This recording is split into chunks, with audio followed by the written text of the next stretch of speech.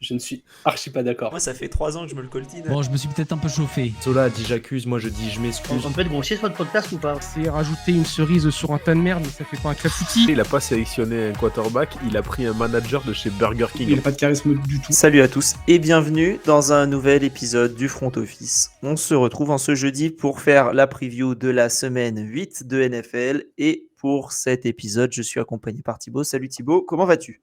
Salut Alex, écoute, ça va très bien. J'en profite pour remercier tous les messages super sympas que j'ai reçus suite à mon arrivée. C'est vrai que j'ai pas, je le dis un peu sur le Discord, mais je tenais à le dire, ça fait plaisir, c'est cool. Ça, comme je disais, ça donne envie, ça donne encore plus de force pour continuer à se palucher des matchs de 1-1. De merde, allez, on s'en fout de toute façon. Ça nous écoutera pas. Foutu pour foutu. Voilà, exactement. Mais voilà, je voulais faire juste cette petite parenthèse et remercier tous les messages très sympathiques que j'ai eus.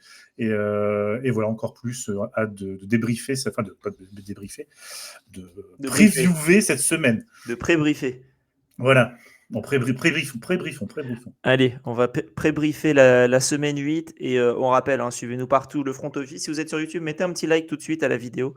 Nous, ça nous fait du bien, ça nous aide au référencement. Mettez un commentaire, même si c'est juste pour dire coucou les gars, ça nous aide. N'importe quoi peut nous aider. Rejoignez-nous sur le Discord, tous les liens sont en description. Et normalement, on fait un live ce soir. C'est un peu flou.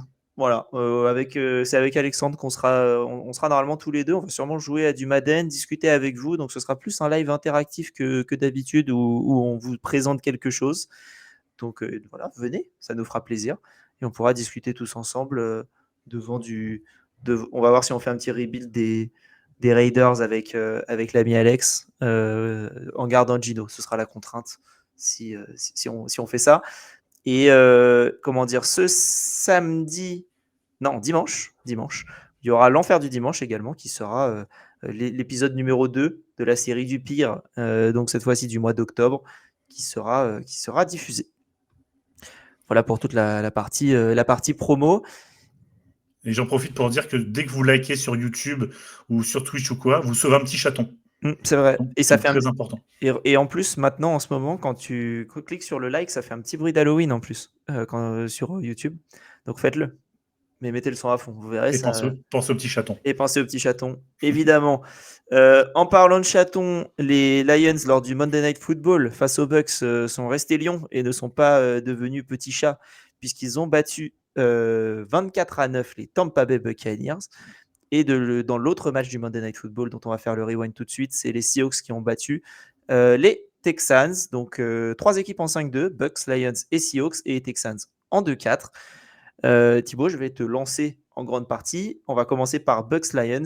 Qu'est-ce que tu as pensé du match ? Eh ben, j'ai pensé que les Lions ont leur statement game de la saison. J'ai vu un match solide appliqué. Alors, on va pondérer face à des Buccaneers où les blessures commencent un petit peu à se voir aussi. Ça, c'est une certitude. Maintenant, les Lions en attaque, en défense, je trouve même que le changement de coordinateur défensif leur fait du bien.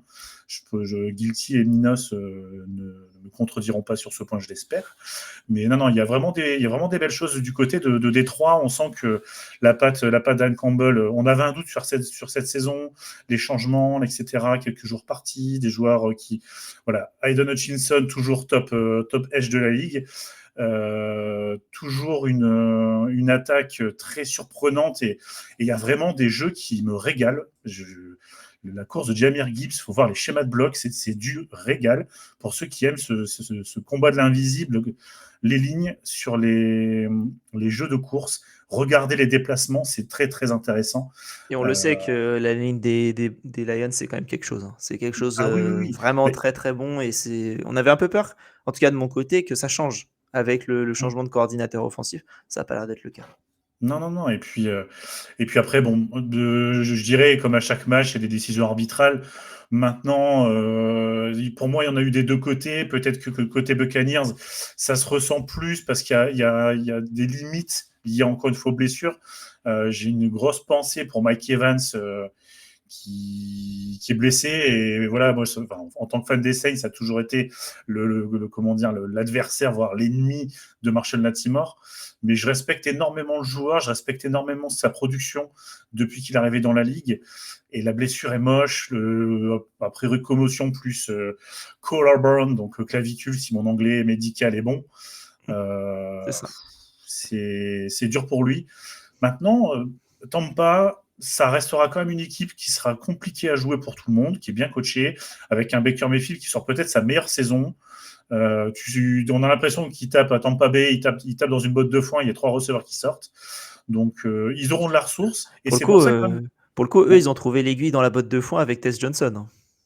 Ah oui, bah exactement. Mais tu as l'impression qu'à chaque fois, ils arrivent à trouver, c'était comme Pittsburgh à une époque, ils viraient un receveur Cassos, et ils en retrouvaient un aussi bon derrière. Et aussi Cassos. Aussi Cassos, ouais. Mais ils disent toujours, on te garde tant qu'on ne trouve pas mieux que toi. Et après, et ce match était très plaisant malgré tout. Bon, encore une fois, nonobstant la blessure d'Evans qui est horrible, mais je trouve que dans le play call des Lions, c'est intéressant, que les Lions envoient le message qu'ils seront encore une fois allés chercher. Dans une NFC, tu l'as souligné, beaucoup d'équipes à 5-2. Beaucoup d'équipes qui sont quand même proches, on va dire, sur plusieurs points de classement, d'identité. J'en garde un petit peu pour l'équipe suivante. Mais je ne serais pas étonné de voir... Ça peut très bien être un revenge game en finale de conférence. Je ne serais pas étonné du tout. Ouais, c'est fort probable. Et qu'est-ce qu'on pense des Bucks sur ce match-là? Est-ce que c'est une anomalie, le 9 points? Donc, pas de touchdown ils vont se refaire la semaine prochaine contre les Saints, t'inquiète pas. Ils vont remettre une petite valise. Hein. C'est comme mi-temps ou mi-tard. Tu remets une valise à une équipe faible et puis ça repart. Non, c'est de l'accidentel. Après, on va dire que les Lions sont appuyés partout. Les Bucks étaient un peu fragiles, notamment sur les DB qui sont bons. Attention, ils sont bons, c'est pas mauvais. Mais sans être hyper dominants. Il n'y a pas un lockdown corner. Il y a un excellent safety avec Antoine Winfield, ça c'est sûr. Maintenant, il y a quelques points d'amélioration, on va dire. On en parlera dans le moment consulting, mais typiquement, il manque peut-être un très gros corner pour rendre cette défense vraiment terrifiante. Mais les Bucks, c'est très bien coaché. Encore une fois, les matchs sont préparés. Baker Mayfield, c'est un vrai leader de jeu, c'est un vrai leader c'est un patron. S'il faut aller baisser l'épaule pour aller défier un mec qui fait 2 têtes de plus que lui, il le fera. Et quel plaisir à avoir joué. Et pourtant, je suis fan des Saints, c'est un rival, mais je peux pas. En tant qu'amoureux du football, on peut pas ne pas aimer les Buccaneers. Ouais, exactement. Donc voilà, les deux équipes en 5-2. Et j'ai écouté le podcast du French Quarter Podcast qui est sorti mardi matin. Et ils n'ont aucun espoir. Hein. Ils ont passé la preview d'un revers de main en disant allez, Buccaneers, c'est quoi le score? Ça a été ça le prono. Ouais. J'ai vu les coups du French Quarter, c'est pareil. C'est l'état d'esprit de la franchise, mais ils ont bien fait. Il y a un moment dans le podcast qui est intéressant et qui est vraiment à mettre en avant pour la fanbase des Saints. C'est dur à vivre, mais on le savait. On savait pour les Saints que ça allait être dur. Donc voilà, on n'a pas vraiment d'espoir parce qu'on ne joue pas du tout dans la même cour que les Buccaneers. Le côté match, oui, il y a toujours un match sur un malentendu, on peut les accrocher. Peut-être au Superdome, admettons, mais j'y crois vraiment pas plus que ça. Exactement, on aura le temps d'en parler lors de la preview, ou du moins lors du 2-minute warning, puisque ça a l'air de plus partir dans cette direction-là. Et dans le deuxième match, les Texans 18, les Seahawks 27, des Seahawks qui continuent de très bien fonctionner. Moi, j'avais peur au début de l'arrivée de Sam Darnold, parce que je ne savais pas trop ce que ça allait valoir. Est-ce que c'est une one-season wonder du côté des Vikings? Parce qu'on l'avait vu... on ne l'avait pas vu que aux Jets, on l'avait aussi vu aux Panthers. Alors au final, est-ce que les Panthers et les Jets, c'est un peu le même combat? J'ai l'impression que oui, hein, parce que même Baker n'avait pas réussi à survivre du côté de la Caroline. Ça fonctionne bien, les Seahawks. C'est quand même une franchise qui a le meilleur bilan de la NFC au final aussi.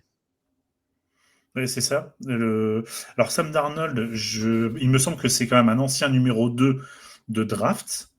Drafté très jeune. Juste derrière Baker Mayfield, justement. Voilà, à l'époque donc aux Jets, drafté très jeune, donc à 20 ans. Et je ne peux pas m'empêcher quand je vois Sam Darnold, et je vois même un peu Carson Wentz dans une moindre mesure aux Vikings, mais je ne peux pas m'empêcher de penser que c'est peut-être des joueurs qui sont jamais tombés sur le bon coach au départ, parce que Jets, franchise dysfonctionnelle, parce que Panthers, pas à la bonne période, et voilà, encore une fois, on voit que... Parce que Baker Mayfield est aussi passé en même temps que Sam Darnold aux Panthers. Donc, il faut quand même se rendre compte de l'importance d'un bon coaching staff, d'un bon head coach, d'un bon coach des quarterbacks, d'un bon système de jeu, d'une équipe quand même qui va peut-être permettre à ces joueurs-là de bien fonctionner. Et on voit qu'un Sam Darnold passé par Mike Shanahan, un Baker Mayfield aussi pour en parler par un Sean McVay, et ben ça refait les connexions qui étaient les leurs au college football parce que c'était des bons quarterbacks. S'ils ont été draftés 1 et 2, c'est que c'était pas des mauvais quarterbacks, pas du tout. Et ça marche. Et effectivement, les Seahawks, encore une fois, c'est bien coaché. Sam Darnold, il fait un 17 sur 31 de mémoire et un touchdown, une interception. Mais qu'est-ce qu'on lui demande de plus? Il y a un duo de running back derrière, donc il doit rendre fou tous les managers de fantasy parce que Walker fait les yards et Charbonnet fait les touchdowns. Donc c'est à la limite, prenez les deux si vous pouvez, faites un trade et prenez deux dans votre équipe, ça vous fera les points. Faites une fusion. Mettez les deux index l'un contre l'autre, exactement. Voilà, les fans du Club Dorothée auront la ref. Et surtout, un Jackson Smith et Njigba, me genre paralysé. JSN, JSN, ce sera beaucoup c'est moins risqué. Clairement. Voilà, qui encore une fois fait sa meilleure saison. Alors, je crois que sa moyenne, elle doit être à plus de 150 yards par match. Et encore là, pour le coup, il est parti pour battre le record de Calvin Johnson sur une saison. De Calvin Johnson, ouais. Qui a 1960 et quelques yards. Il est parti pour le battre d'une quinzaine de yards s'il continue sur la même durée, la même tendance, sachant qu'il y avait des matchs en moins côté Calvin Johnson aussi.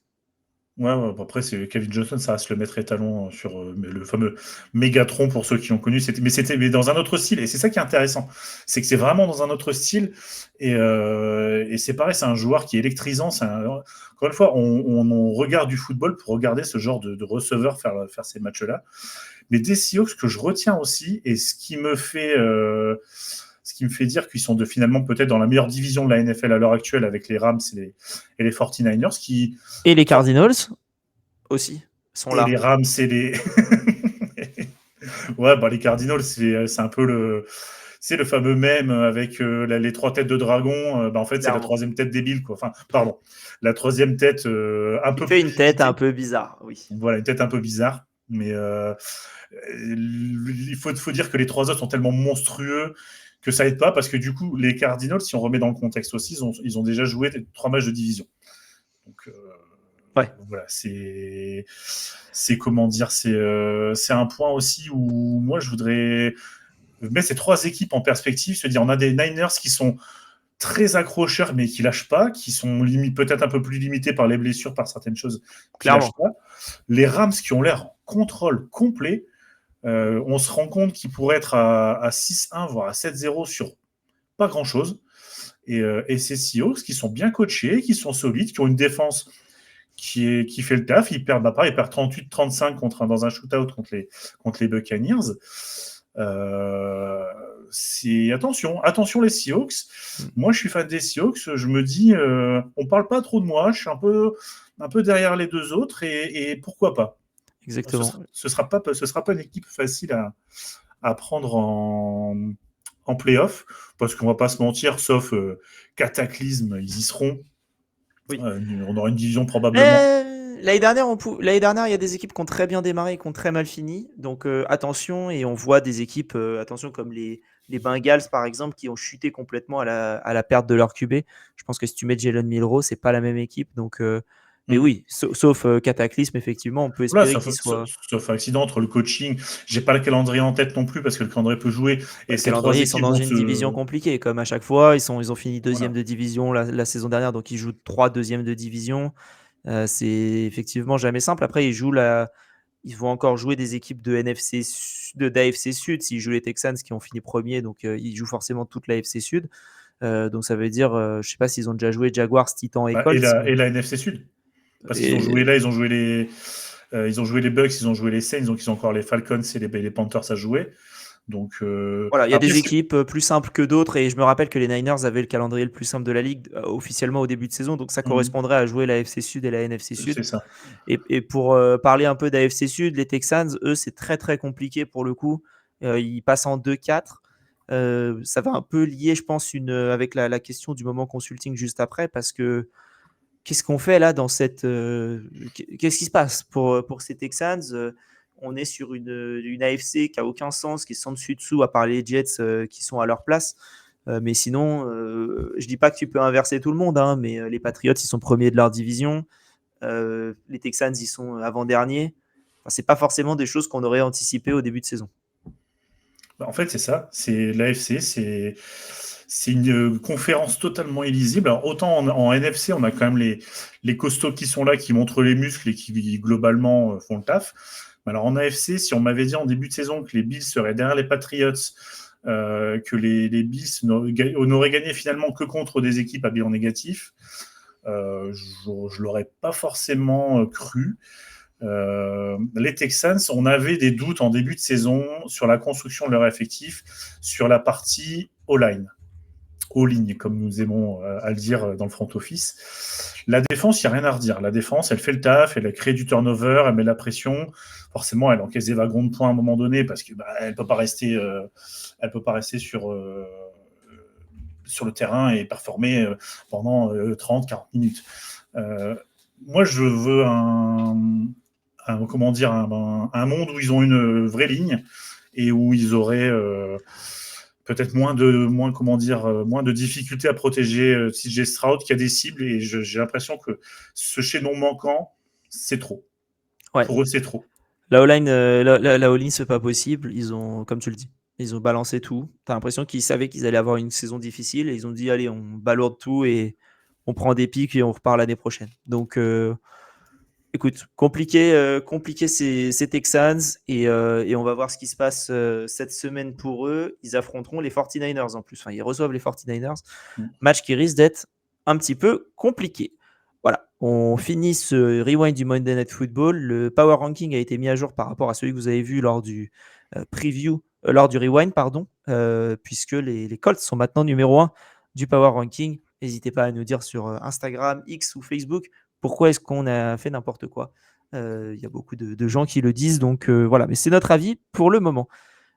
Thibaut, je te propose qu'on commence la preview. Tu vois ce livre prédit l'avenir. Il contient tous les résultats de tous les événements sportifs jusqu'à la fin du siècle. Et pour le moment consulting, une question qui nous a été posée. Quelles sont les équipes qui vont brader et quelles seraient les meilleures destinations? Alors, on a eu d'autres questions qui nous sont arrivées. Qui est votre MVP à l'heure actuelle, etc. Mais voilà, dans 2-3 semaines, on va faire un épisode trophée demi-saison. Donc, on se garde un peu toutes les questions de trophées, de surprises, etc. pour se faire un épisode plus particulier dessus. Donc, on va plutôt partir sur le thème de la trade deadline qui est dans 2 semaines, si mes souvenirs sont bons. Oui, ça. Donc, ça arrive quand même assez vite. Et je vais commencer parce que j'en ai moins que toi, des destinations et Je t'en prie. et des équipes. Et moi, j'avais 2 équipes qui peuvent brader, mais j'en ai qu'une qui pourrait brader quelqu'un. La première équipe, c'est les Dolphins, mais je vois pas où un Bradley Chubb pourrait aller ou un Minkah Fitzpatrick. Est-ce que tu trades un Minkah Fitzpatrick à ce moment-là?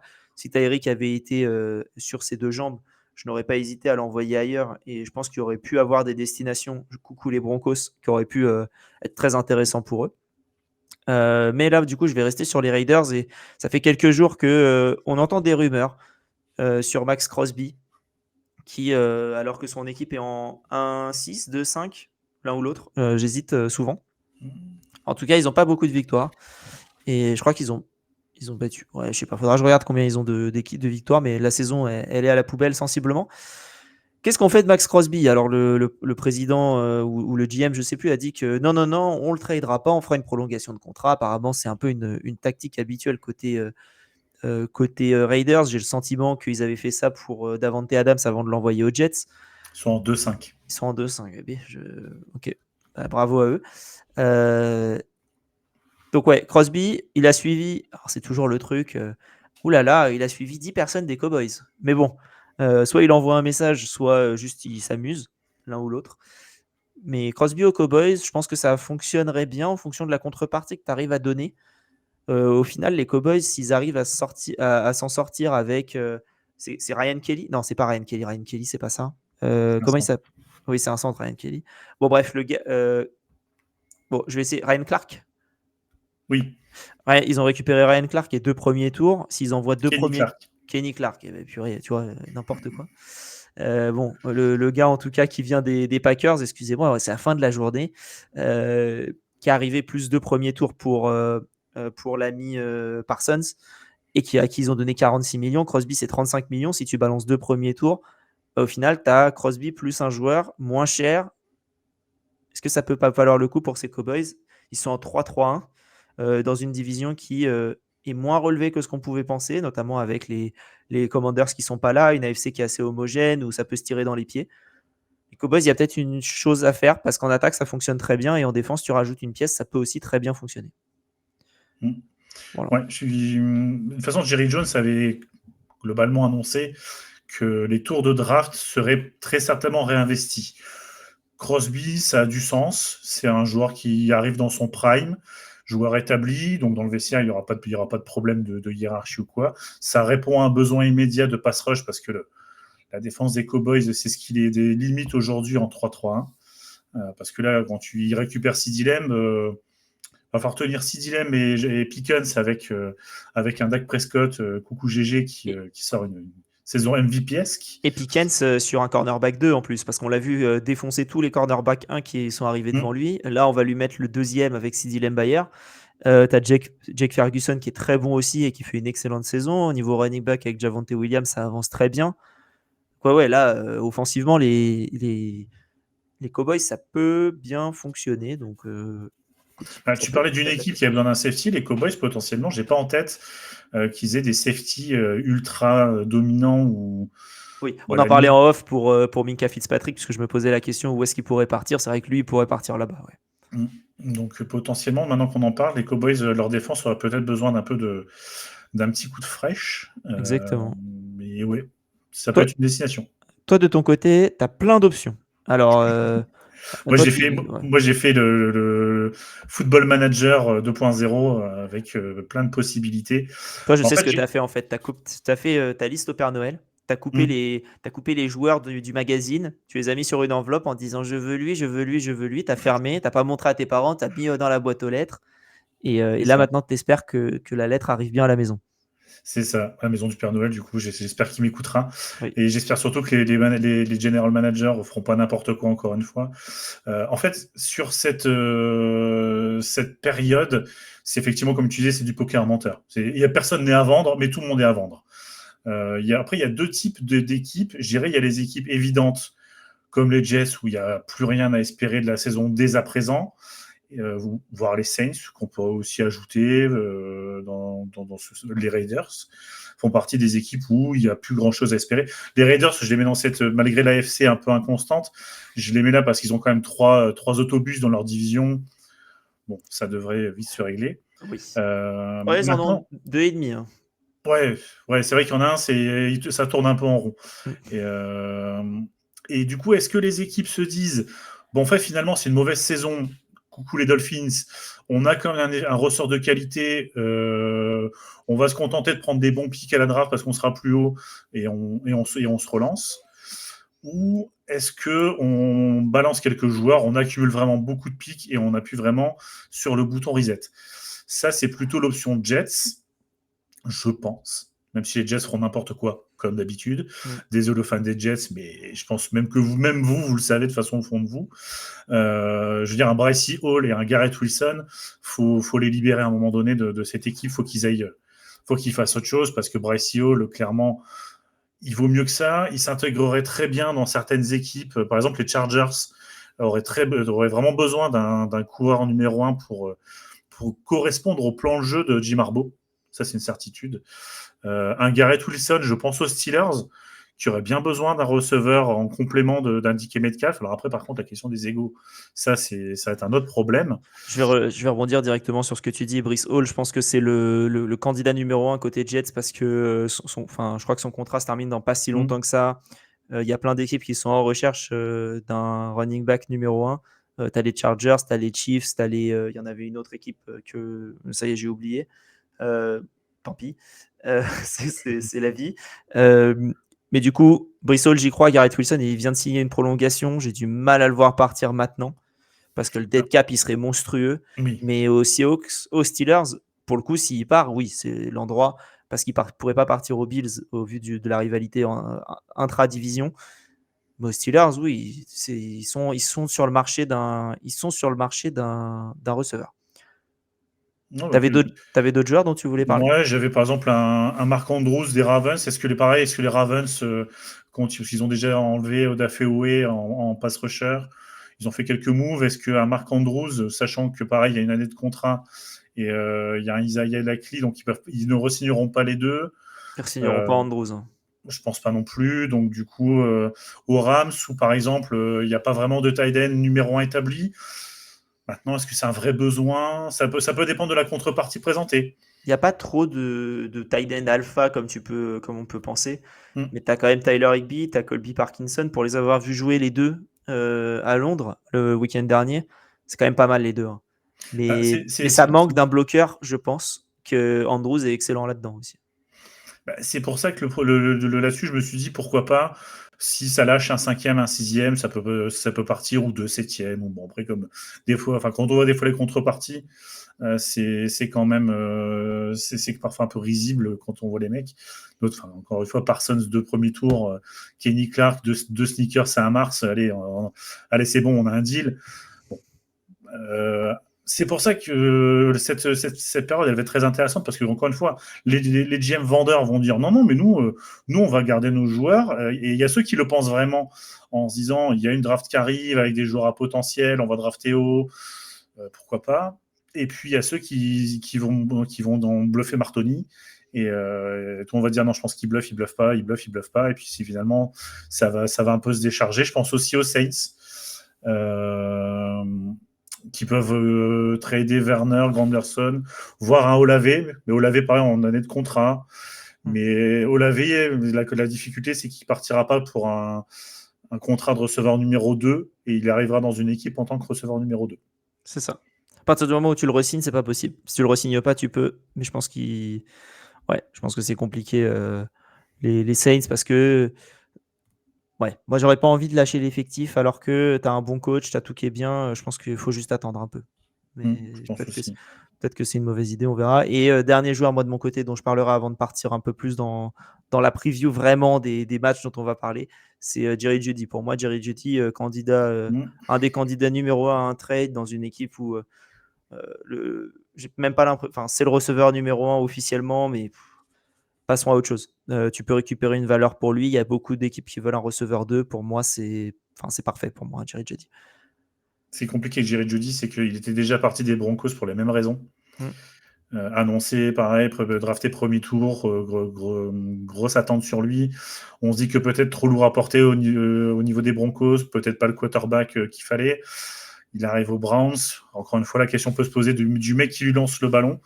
Pour ça que ça pourrait être, pour lui, je pense que ça pourrait être intéressant de repartir sur peut-être 1 ou 2 années de transition en receveur 2 et puis peut-être repartir sur quelque chose d'autre. Mais ouais, je suis d'accord sur le profil. Ouais, avec un top QB, ça pourrait le faire. Écoute Thibaut, je te propose qu'on passe maintenant au gros projet. Parce que c'est notre projet! Pour le gros projet, c'est le match de la semaine. Je ne sais pas si on a déjà parlé de ces deux équipes dans un match de la semaine. C'est possible, mais j'ai un doute. On a les Packers en 4-1-1 qui se déplacent au Heinz Stadium, il me semble. Je crois qu'il s'appelle comme ça maintenant. Le Acrisure Stadium maintenant. Le Acrisure, c'est ça. Le Acrisure, donc Pittsburgh. Donc Packers, Steelers, Packers 4-1-1, Steelers 4-2. J'avais même pas fait attention à ce que tu as écrit. En fait, on est un peu d'accord. On a noté la même chose dans le conducteur. C'est deux équipes qui méritent pas trop d'être là. Alors, elles méritent évidemment. Les Packers, ça fonctionne bien. Mais en fait, je trouve aussi que c'est deux équipes diamétralement opposées.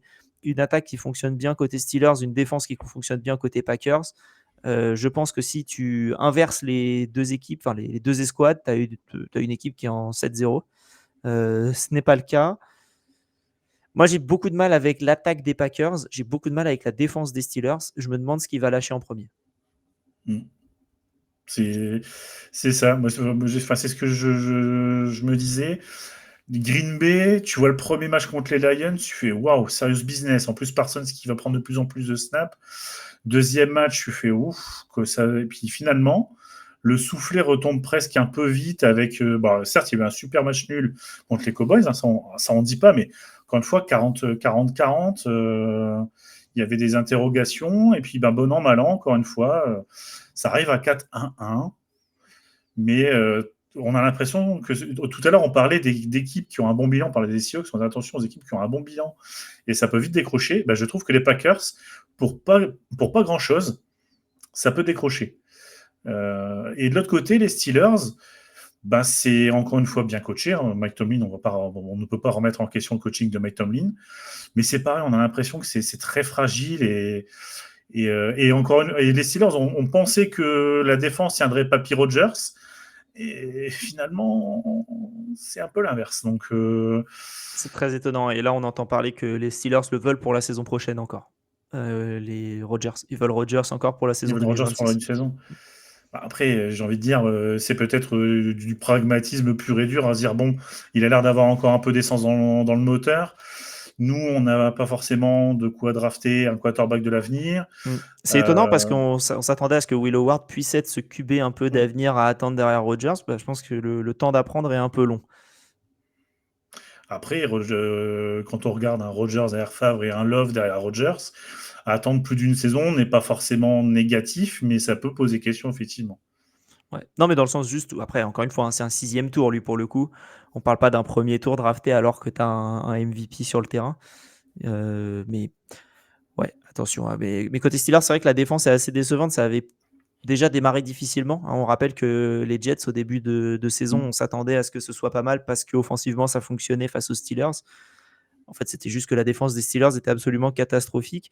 Et elle a un peu montré sur cette saison. Et quand les Steelers, offensivement, ça marche pas, ça perd. Donc, j'aimerais bien que ça step up un petit peu. Mais c'est ça. Après, est-ce que c'est une question de réglage? C'est ce qui est toujours passionnant dans la NFL, c'est que il suffit parfois de quelques réglages, d'un retour de blessure, de certains ajustements, peut-être d'équipes qui ne réussissent tout simplement pas au coaching.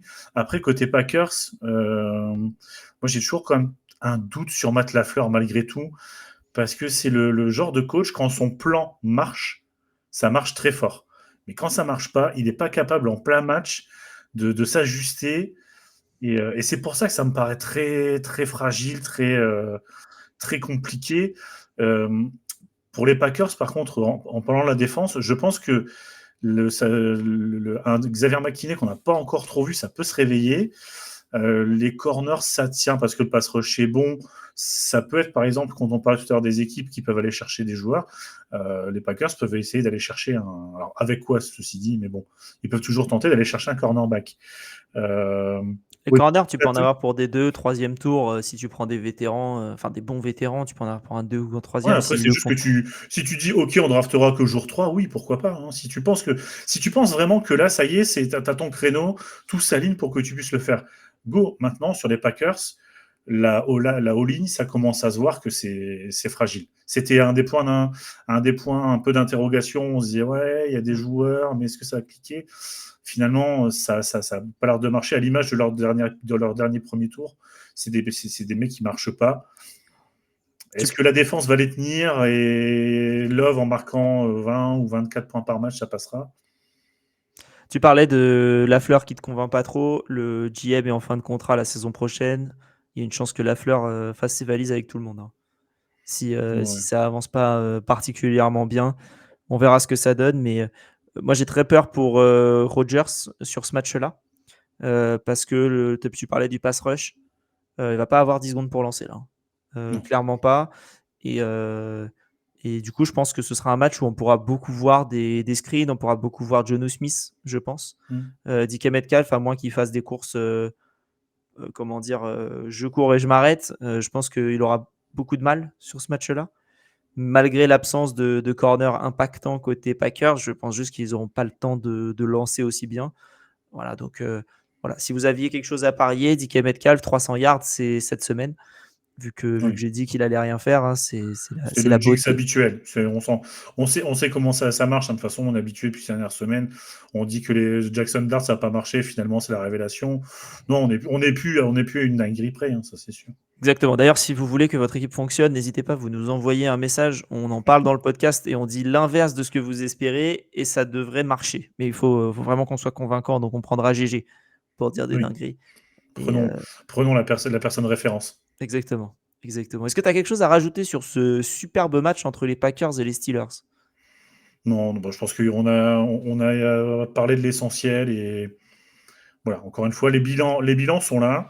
Les bilans sont respectables parce que rien n'est facile en NFL, on s'en rend compte toutes les semaines. Mais il n'y a pas grand-chose d'autre à dire. Exactement. Voilà. En tout cas, ce match-là aura lieu à... Attends, j'ai un doute. Ah oui, c'est le Sunday Night Football, donc qui aura lieu dans la nuit de dimanche à lundi. Mais attention, point important, on change d'heure cette semaine. Donc les matchs ne seront plus à 19h et 22h et 2h du matin, mais ils seront bien à 18h, 21h et 1h du matin, sauf le Monday Night, le Friday Night, le Thursday Night Football de cette nuit, qui aura bien lieu à 2h toujours. Donc attention, ne ratez pas les débuts de match à 18h. Et je te propose maintenant qu'on passe tranquillement aux heures sup. J'ai dit travailler plus pour gagner plus. Bah oui. Bien sûr. Pourquoi ? Parce que vous croyez qu'en travaillant moins, vous allez gagner plus ? Et pour les heures sup, on va aller regarder un match, un joueur, peu importe, un coach qui joue face à une ancienne équipe. Ça peut être une course dans une division, ça peut être plein de choses. Et avant de te lancer la main, les 6 équipes en bye week cette semaine, c'est un beau petit nombre pour une semaine 8. Et si vous jouez en fantasy, je pense que vous l'avez vu, puisque la moitié de votre effectif doit être en bye week. Les Cardinals, les Lions, les Jaguars, les Raiders, les Rams et les Seahawks sont en bye week, donc quasiment toute la NFC West est en bye week. Intéressant à voir. Et Jaguars et Rams en revenant de Londres qui tranquillement se reposent. Pour ces heures sup, allez, je te laisse commencer. Qu'est-ce que tu as envie de suivre? Moi, j'ai envie justement, je parlais de Jackson Dart, j'ai envie de suivre justement ce Giants Eagle où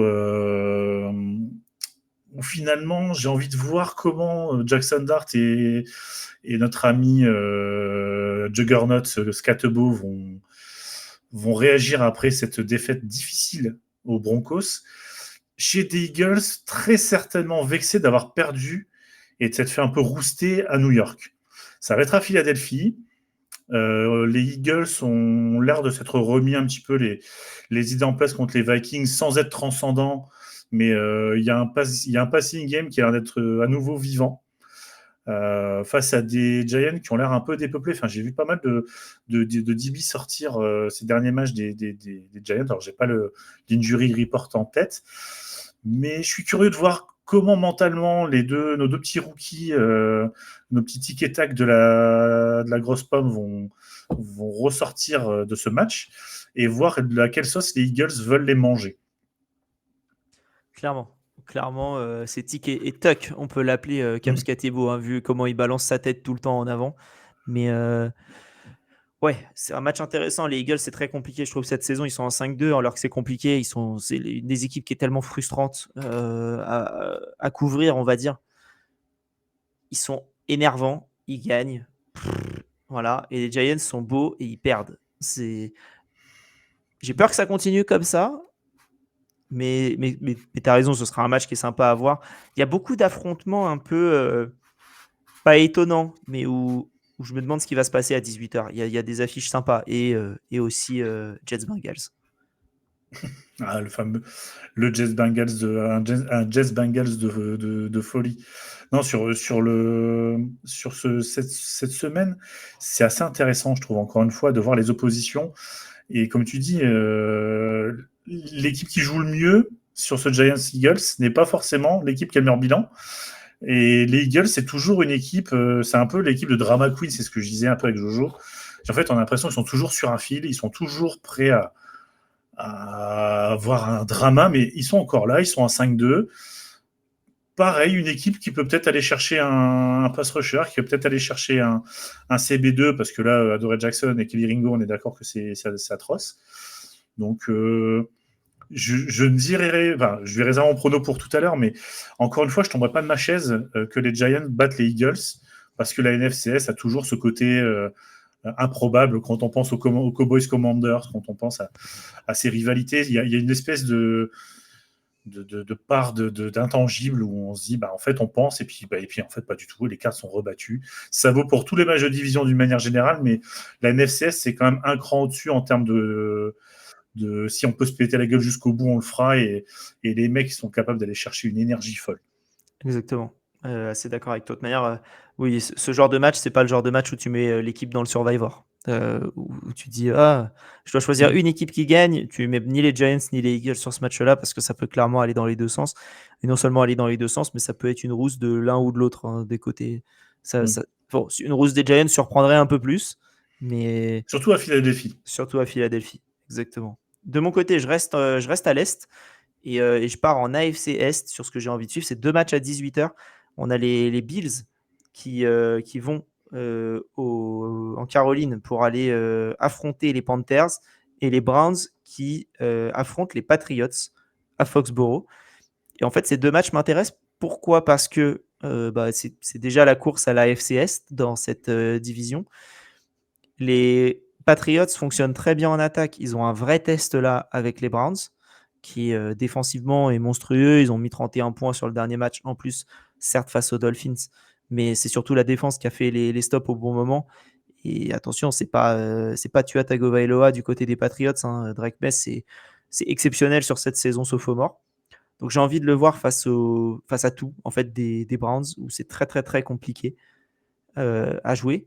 Et dans le même temps, les Bills qui déçoivent et qui font peur. Ils avaient très très bien démarré la saison. Il me semble qu'ils étaient en 4-0 avant de perdre les 2 matchs suivants contre les Patriots et les Falcons et aller en bye week. Et là, ils se retrouvent face à des Panthers qui, si on me disait, regarde les matchs des Panthers, regarde pas les scores et dis-moi quel est leur bilan, j'aurais dit 2-5. Et non, en fait, ils sont en 4-3. C'est une équipe d'alleux qui est pas belle à voir jouer.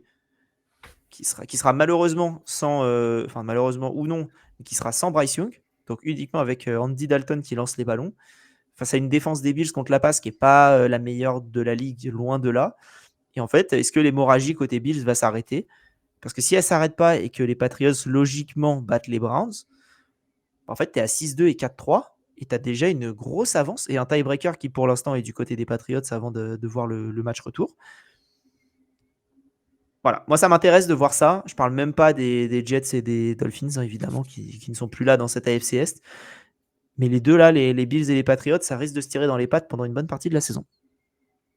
Mais c'est ça. C'est les Panthers, c'est l'équipe impronosticable par excellence. C'est une équipe qui met 30-0 Falcons et qui explose comme un popcorn la semaine d'après. C'est une équipe qui a des hauts très hauts et des bas très bas, mais surtout qui s'appuie sur un excellent running game. Et on sait en NFL l'importance de pouvoir contrôler l'horloge et pouvoir toujours semer un petit peu le doute dans la défense adverse, et ça, ils le font très bien. C'est ce qui fait, je pense, qu'ils arrivent à s'en sortir face à des Bills où finalement, leur cas de victoire, leur cas de victoire sont contre des équipes à bilan négatif. Ça perd contre les Falcons, ça perd contre les Patriots. Maintenant, sortie de bye, ça aura forcément préparé très fort ce match. Donc, je pense quand même que les Bills, c'est exactement le match qu'il leur faut pour se remettre les idées en place. À côté de ça, Patriots-Browns, on va dire un bon test pour Drake May face à une défense qui est quand même très très solide du côté de Cleveland. C'est plus l'attaque, encore une fois. Tout à l'heure, on parlait des Packers et des Steelers. Enfin, on est encore sur les Browns, sur une équipe où c'est tout et son contraire en fonction de l'escouade. Donc, un bon test pour les Patriots. Et attention, ce sera pas. Les Browns ont vendu chèrement leur peau à chaque match, quasiment. Voilà, il a vraiment fallu aller chercher des victoires pour leurs adversaires parce que défensivement, ça met de la pression. Et c'est un vrai test, ouais.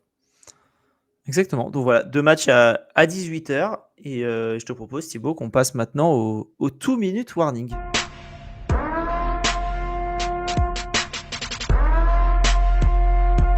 Allez, on a sorti notre application Sleeper. Je rappelle, les matchs commencent à 18h puisque, comme le dit Titouan, pardon, sur Spotify en commentaire, pile au moment où on enregistre cet épisode, on dort 1 heure de plus puisqu'à 3h, il sera 2h. Parce qu'avec PA, on avait un peu du mal à comprendre l'ordre à chaque fois. C'est toujours la même galère.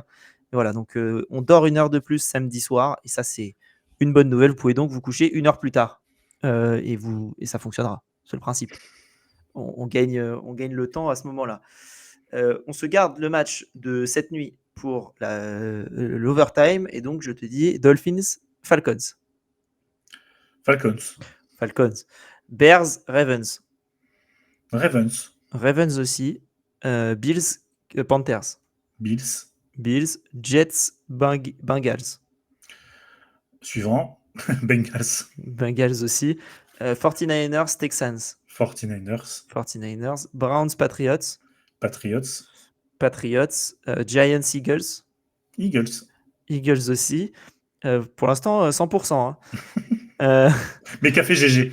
Mais oui, mais GG, il a fait tout l'inverse. Buccaneers, Saints. Buccaneers. Cowboys, Broncos. Ah, bah première différence. Je pars sur les Cowboys. Sur les Cowboys, toi. Ouais. Titans, Colts. Packers, Steelers. Et Commanders, Chiefs. Chiefs aussi. Voilà. 2 différences sur tous les matchs. Et encore, hein, c'était 2 matchs où j'avais hésité jusqu'au bout. Donc, ça se comprend. Sur les comment dire, le Cowboys Broncos, c'est force contre force. Hein. Oui, c'est ça. C'est force contre force, mais je pense que tu peux avoir raison sur le fait que l'attaque des Broncos peut être meilleure que la défense des Cowboys. Et je comprends du coup le raisonnement de mettre les Broncos de ton côté. C'est ça. Mais je pense que le fait d'avoir 2 receveurs élites côté Cowboys peut faire la diff. T'as pas que ton 1 qui est bloqué par Surtain où tu peux rien faire. Voilà, ouais. Tu peux divertir un peu le jeu. Je vois la logique aussi. Après, ouais, ça va être une question je pense, ça peut être un shootout déjà. Ça peut. Parce que la défense des Broncos, malgré tout, elle a quand même pris un wagon de points contre les Giants. Maintenant, la défense des Cowboys, c'est quand même très, très, très faible. La ligne des Broncos, c'est une des meilleures lignes de la ligue. Il y a un running game qui est établi. J.K. Dobbins fait une bonne doublette avec Harvey. Au niveau des receveurs des Broncos, c'est moins clinquant. Mais je pense justement que c'est le genre de défense qui peut les remettre un petit peu dans le bon ordre. Et surtout, moi, ce qui me fait pencher pour les Broncos, c'est leur force mentale d'avoir été chercher la victoire contre les Giants. Alors, c'est peut-être pas... aucune victoire n'a été méritée, mais j'ai envie de dire, ils ont perdu l'école sur une fin de match un peu particulière. Exactement. Elles tombent de leur côté. Ça peut leur donner une dynamique. Et je pense que oui, la clé du match, tu as mis le doigt dessus, c'est les 2 receveurs des Cowboys. S'ils sont bien tenus, est-ce que les Cowboys dompteront les chevaux sauvages? C'est vrai que ça pourrait faire une belle image pour les fans de Yellowstone. Effectivement. Allez Thibaut, je te propose qu'on passe maintenant à l'overtime et donc le preview du Thursday Night Football. Oui, mais dépêchons-nous, je n'ai que quelques heures. Pour le Thursday Night Football, les Vikings en 3-3 se déplacent à SoFi Stadium pour aller affronter les Los Angeles Chargers qui eux sont en 4-3. 2 équipes qui, il y a quelques années, étaient considérées comme des franchises de la loose, où quand tu arrives en playoff, tu perds, ou quand tu n'y arrives pas parce que la dernière semaine, tu perds complètement. Il y a encore je dirais pas que c'est encore des franchises de la loose, mais tu as ton QB que tu draftes très tôt côté Vikings, qui est blessé la première saison, qui est encore blessé la deuxième, pas toute, mais une bonne partie encore. Les Chargers, c'est l'all-ligne qui est très compliqué. Qu'est-ce que tu vois sur ce match-là? Je vois, comme on l'a dit en off, le 87e tournant de la saison pour les 2 équipes. Parce que les Vikings, on a l'impression de se répéter sur s'ils gagnent ce match-là, ça peut. Les Chargers, s'ils gagnent ce match-là, ça peut. Dans 2 divisions où ils ont chacun un monstre et un gros outsider. Je te dirais même, s'ils perdent ce match, ça peut. Et les Chargers, s'ils perdent ce match, ça peut. On peut aller dans les deux sens, vraiment, sur les tournants. Hein. C'est pas Ah oui, que mais la victoire. le truc, c'est qu'en fait, on a l'impression que ces deux équipes, ça peut. En fait, j'ai l'impression qu'elles n'ont jamais vraiment démarré leur saison. Alors, les Chargers avaient donné une meilleure impression sur le 3-0. La all-ligne décimée n'aide pas. Les coureurs blessés, ça n'aide pas. Donc, il y a des choses qui s'expliquent côté Chargers sur une saison qui n'est pas mauvaise dans l'absolu. Il y a beaucoup d'équipes qui rêveraient d'être à 4-3, j'en sais quelque chose. Mais on a l'impression que de se répéter un petit peu sur ces analyses. Les Vikings, il y a un des meilleurs coachs de la ligue aussi, avec Kevin O'Connell, qui fait un travail de malade, parce qu'il a remis Darnold dans des dispositions pour être le quarterback qu'il devait être. Il est en train de rebooter Carson Wentz, qui est, sans être de transcendant, n'est pas non plus atroce. Oui, voilà, c'est pas transcendant, c'est pas atroce, mais voilà. Faut quand même se rappeler des derniers matchs de Carson Wentz où on a l'impression que c'est un spectateur qu'on a tiré au sort dans les tribunes. Donc, je te trouve dur avec les spectateurs. C'est vrai que là-bas, il y en a peut-être qui ont joué en lycée, donc c'est meilleur. Non, les Vikings, après, les Vikings, c'est l'équipe, on ne sait jamais où les placer, parce que tantôt, ils ont une défense qui explose tout le monde. Là, c'est un peu plus de mal. Tantôt, ils ont le meilleur duo de receveurs aussi, enfin, un des deux meilleurs, avec Addison et Jefferson. Ils ont un super tight end avec Hawkinson, mais on a l'impression qu'il manque toujours un truc, et comme tu dis, ça arrive en playoff, ça perd, on fait les Vikings, les Chargers. C'est ça. Et en fait, c'est des équipes zazie. Ça tourne en rond, ça tourne en rond. Tu vois, c'est triste. Belle image. Voilà. Mais c'est vrai que on a l'impression qu'il y a une espèce de malédiction sur ces franchises. Les Chargers, moi j'ai toujours connu les Chargers avec un paquet de joueurs blessés. Enfin, Keenan Allen, à un moment donné, il joue la moitié de ses saisons. Mike Williams, c'est pareil, il a fait tourner la sécu en Californie fort. Gordon, à l'époque. C'est vrai, mais on a l'impression que c'est des franchises. Pourtant, ils sont en Californie, donc tu peux te dire, à la rigueur, le Minnesota, avec les blessures, il fait humide, il fait froid. Il fait humide, il grince, on peut comprendre, tu vois. La neige, elle est trop molle pour moi. Je vais pas courir ce soir, il pleut. Non, il a plu hier, il pleut demain, tu vois, tu peux toujours sortir les excuses. Là, il y a un nuage, ça se couvre. Mais le truc, c'est que ils sont en Californie, ils ont des installations de maboules, et ils ont toujours des paquets de blessés, je comprends pas. Et du coup, ça donne cette impression de toujours être à... il y avait une expression que j'aimais bien dans un des podcasts que j'écoute, c'est les presque sacs, les presque interceptions. C'est presque une bonne équipe. Parce qu'ils ont plein de bonnes choses, ils ont plein de qualités. Ils ont réussi quand même, les Chargers, je pense à eux, ils ont réussi à prendre quasiment une défense de no-name et en faire une défense très solide, mais il leur manque toujours, là par exemple, c'est les all-in qui se pètent. Donc du coup, Justin Herbert un peu moins bon, du coup les running backs, ils ont pris foudre sur foudre, et du coup ça pointe au Cedars-Sinai Hospital de Los Angeles. Et puis les Vikings, tu les vois contre les Eagles, comme ils disent les Eagles forts. Tu dis, il y a quelque chose, mais non, ça prend pas. Et 3-3, 4-3. Donc il y a une équipe qui sortira de là, qui aura toujours pas son joker de cramé, et on pourra les remettre dans quelques temps, encore une fois, en mode, c'est le match de la dernière chance pour la 37e fois. Exactement, mais c'est là toute la question. Quelle est l'équipe qui sortira au top de ce match-là, selon toi ? Écoute, je vais pas dire de bêtises, je crois que j'ai mis Chargers, mais attends, j'ai un doute. Moi, j'ai mis Chargers de mon côté. J'ai mis Chargers, j'ai mis Chargers aussi. Sans trop de certitude, comme tu dis, c'est le tournant de la saison, on sait pas. C'est des équipes où on parlait Giants Eagles, où on dit ça peut aller dans les deux sens, mais on se comprend qu'il y a quand même 80% de chances que ça aille du côté des Eagles. Là, sur ce Vikings-Chargers, je suis très proche d'un 50-50. Mais c'est ça, mais tu vois, Giants, en fait, il y a une hype, et c'est ce qui est bien, et c'est ce qui est fou dans ce sport, c'est que on s'est dit, Dart, il va se faire écraser, et en fait, non, du tout. Il redonne un peps, et on a envie de regarder cette équipe, même si elle va peut-être perdre, mais c'est fun. Bon, là, Carson Wentz, faut se mouiller la nuque quand même. Faut pas risquer l'hydrocution, faut pas manger trop tôt avant de regarder le match. Il y a une alerte comme dans American Nightmare, tu sais, t'as le truc Oui. qui sonne.